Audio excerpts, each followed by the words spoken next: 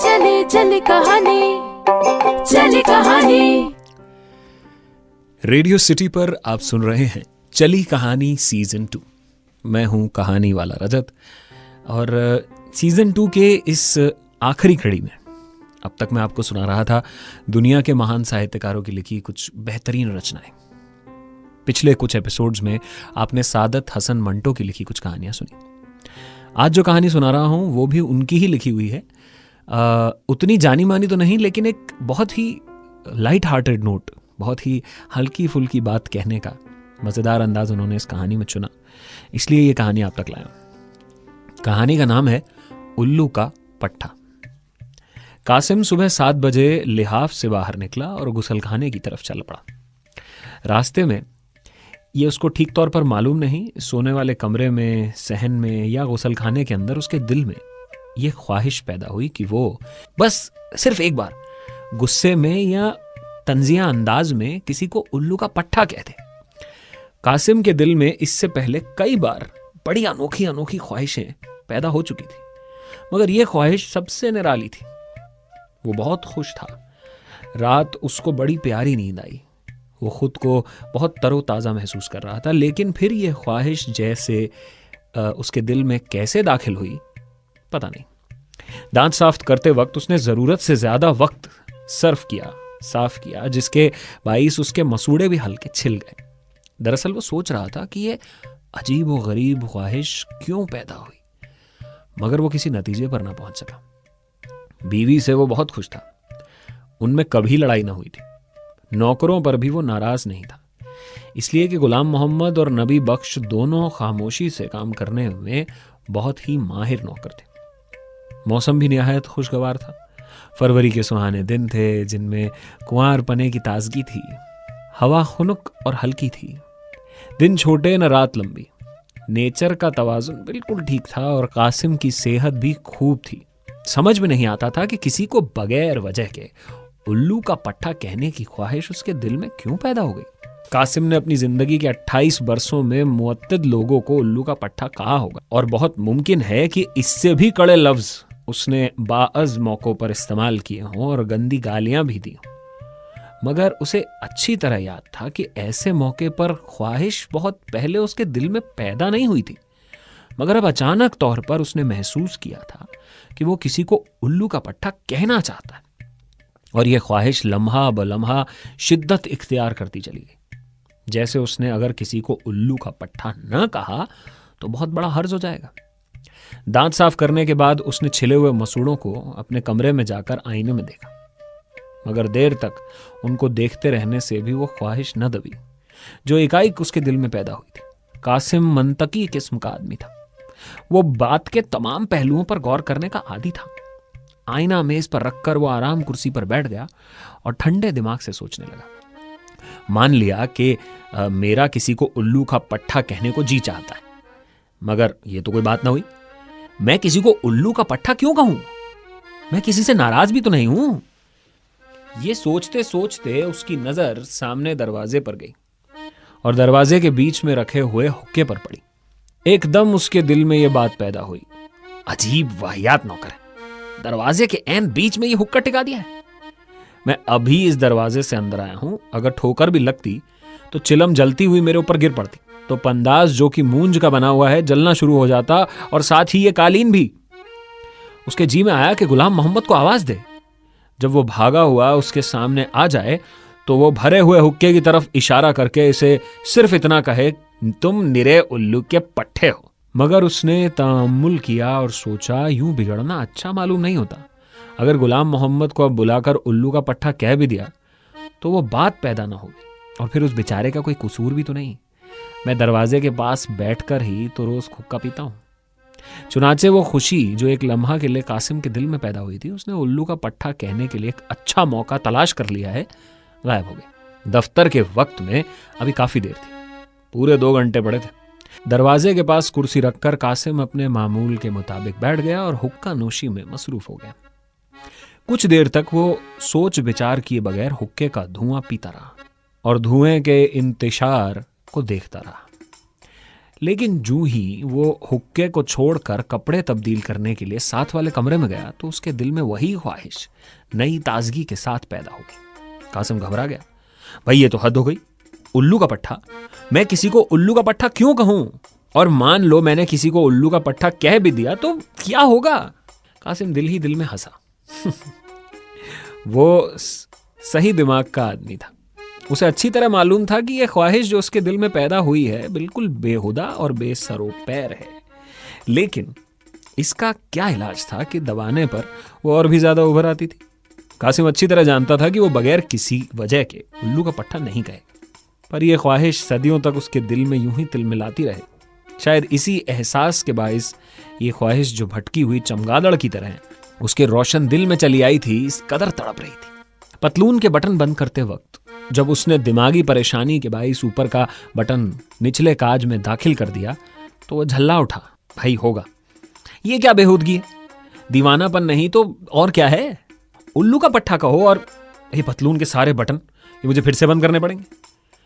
लिबास पहनकर वो मेज पर आ बैठा। उसकी बीवी ने चाय बनाकर प्याली इसके सामने रख दी और टोस्ट पर मक्खन लगाना शुरू किया। रोजाना मामूल की तरह हर चीज ठीक ठाक थी। टोस्ट इतने अच्छे सिके हुए थे कि बिस्कुट की तरह कुरकुरे थे और डबल रोटी भी आला किस्म की थी। खमीर में से खुशबू आ रही थी। मक्खन भी साफ था, चाय की केटली बेदाग थी। उसकी हत्ती के एक कोने पर कासिम हर रोज मैल देखता था, मगर आज वो धब्बा भी नहीं था। उसने चाय का एक घूंट पिया, उसकी तबीयत खुश हो गई। खालिस दार्जिलिंग की चाय थी जिसकी महक पानी में बरकरार थी। दूध की मिकदार भी बिल्कुल सही था। कासिम ने खुश होकर अपनी बीवी से कहा, आज चाय का रंग बहुत ही प्यारा है और बड़े सलीके से बनाई गई है। बीवी तारीफ सुनकर खुश हो गई, मगर उसने मुंह बनाकर एक अदा से कहा, जी हाँ, बस आज इत्तेफाक से अच्छी बन गई है, वरना हर रोज तो आपको नीम के घोल पिलाई जाती है। मुझे सलीका कहाँ आता है? सलीके वालियां तो मोए होटल की छोकरियां हैं जिनके आप हर वक्त गुण गाया करते हैं। ये तकरीर सुनकर कासिम की तबीयत मुकद्दर हो गई। एक लम्हा के लिए उसके जी में आया कि चाय की प्याली मेज पर उलट दे और वो नीम जो उसने अपने बच्चे की फुंसियां धोने के लिए गुलाम मोहम्मद से मंगवाई थी और सामने बड़े ताकचे में पड़ी थी, घोल कर पी ले। मगर उसने बुर्दबारी से काम लिया। ये औरत मेरी बीवी है, इसमें कोई शक नहीं कि उसकी बात बहुत ही भौंडी है, मगर हिंदुस्तान में सब लड़कियां बीवी बनकर ऐसी भौंडी बातें ही करती हैं। और बीवी बनने से पहले अपने घरों में वो अपनी माओ से कैसी बातें सुनती हैं? बिल्कुल ऐसी अदना किस्म की बातें। और उसकी वजह सिर्फ ये है कि औरतों को अमूमन जिंदगी में अपनी हैसियत की खबर ही नहीं।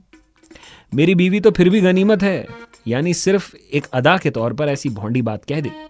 उसकी नीयत तो नेक ही होती है। बाज औरतों का तो ये शियार होता है कि हर वक्त बकवास करती रहती हैं। ये सोचकर कासिम ने अपनी निगाहें उस ताकचे पर से हटा ली जिसमें नीम के पत्ते धूप में सूख रहे थे और बात का रुख बदलकर मुस्कुराते हुए कहा, देखो, आज नीम के पानी से बच्चे की टांगे जरूर धो देना। नीम जख्मों के लिए बड़ी अच्छी होती है। और देखो, तुम मौसमियों का रस जरूर पिया करो। मैं दफ्तर से लौटते हुए 1 दर्जन और ले आऊंगा।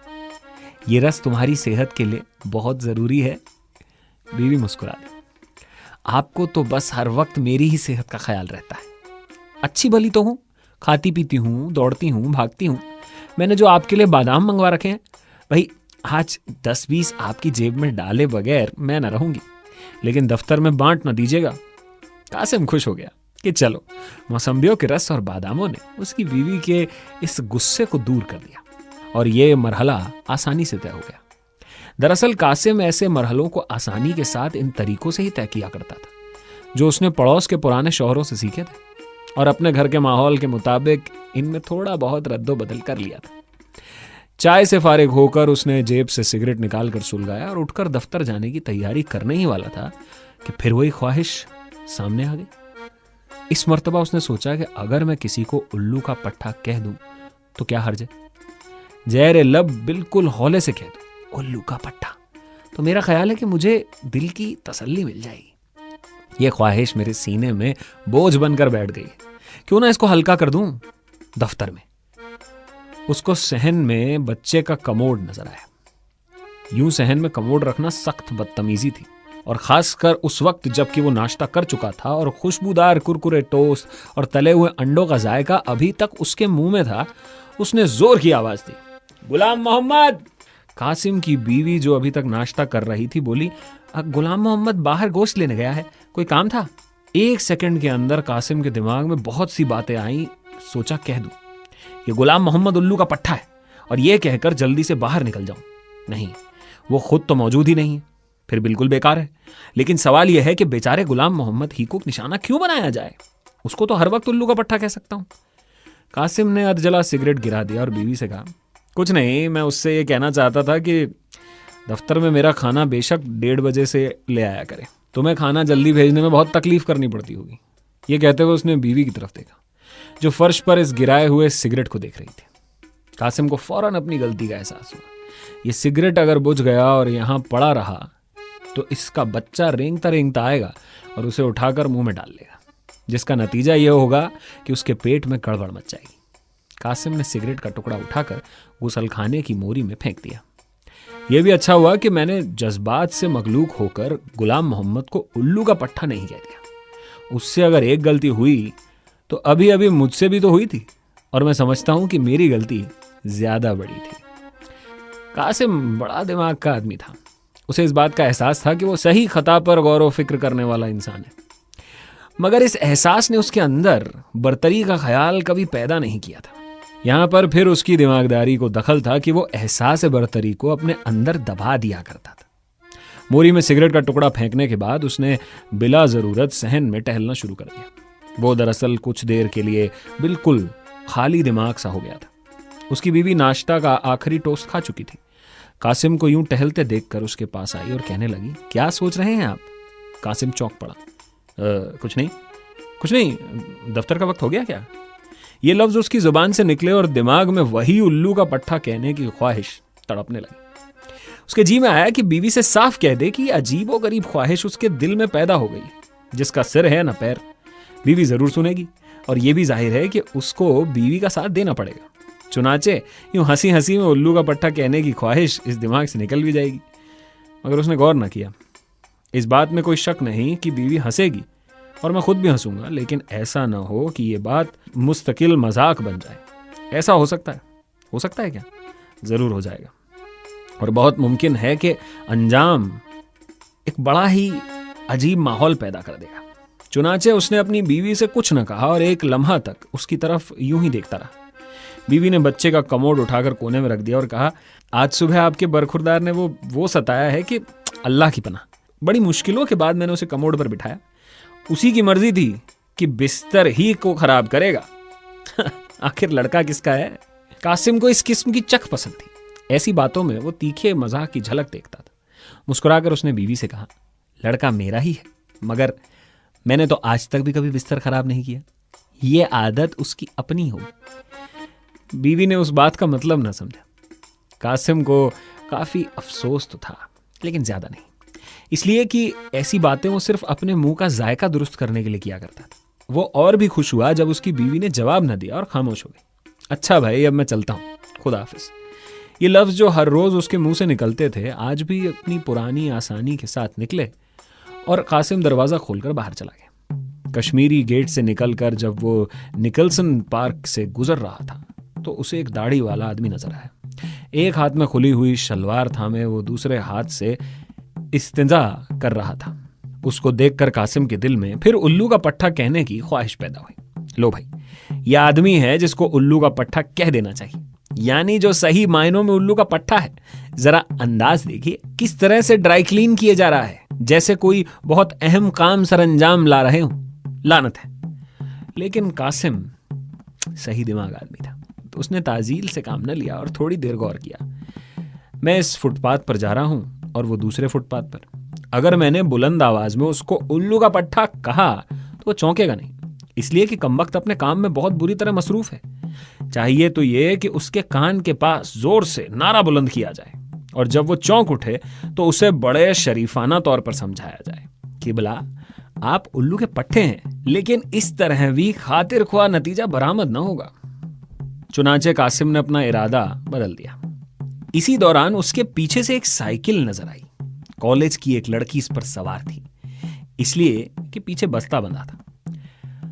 आनन फानन इस लड़की की साड़ी फ्री व्हील के दांतों में फंसी। लड़की ने घबराकर अगले पहिए का ब्रेक दबाया। एकदम साइकिल बेकाबू हुई और एक झटके के साथ लड़की साइकिल समेत सड़क पर गिर पड़ी। कासिम ने आगे बढ़कर लड़की को उठाने में उजलत से काम न लिया, इसलिए कि उसने हादसे के रद्दे अमल पर गौर करना शुरू कर दिया था। मगर जब उसने देखा कि लड़की की साड़ी फ्री व्हील के दांतों ने चबा डाली है और उसका बॉर्डर बुरी तरह से उनमें उलझ गया है, तो वो तेजी से आगे बढ़ा। लड़की की तरफ देखे बगैर उसने साइकिल का पिछला पहिया जरा ऊंचा उठाया ताकि उसे घुमाकर साड़ी को व्हील के दांतों से निकाल ले।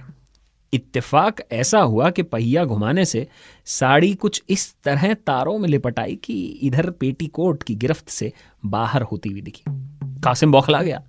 उसकी इस बौखलाहट ने लड़की को बहुत ज्यादा परेशान कर दिया। जोर से उसने साड़ी को अपनी तरफ खींचा। फ्री व्हील के दांतों में एक टुकड़ा उड़ा रह गया और बाकी साड़ी बाहर निकल आई। लड़की का रंग गुस्से से लाल था। कासिम की तरफ इसने गजबनाक निगाहों से देखा और भिजे हुए लफ्जों में कहा, उल्लू का पट्टा। मुमकिन है कुछ देर लगी हो, मगर कासिम ने ऐसा महसूस किया कि लड़की ने झटपट न जाने अपनी साड़ी को क्या क्या और एकदम साइकिल पर सवार होकर ये जा वो नजरों से गायब हो गई। कासिम को लड़की की गाली सुनकर बहुत दुख हुआ, खासकर इसलिए कि वो यही गाली खुद किसी को देना चाहता था। मगर वो बहुत सही दिमाग आदमी था। ठंडे दिल से उसने हादसे पर गौर किया और लड़की को माफ कर दिया। उसको माफी करना पड़ेगा, इसलिए कि इसके सिवा कोई और चारा नहीं। औरतों को समझना बहुत मुश्किल काम है, और उन औरतों को समझना तो और भी मुश्किल काम हो जाता है जो साइकिल पर से गिरी हुई हों। लेकिन मेरी समझ में यह नहीं आता कि उसने अपनी लंबी जुराब में ऊपर रान के पास 3-4 कागज क्यों फंसा रखे थे। यह कहानी थी उल्लू का पट्टा। लिखी थी सादत हसन मंटो साहब ने। चली कहानी सीजन 2 में मैं हूं कहानी वाला रजत। सुनते रहिए रेडियो सिटी पर चली कहानी। चली चली चली चली चली चली चली कहानी, चली कहानी।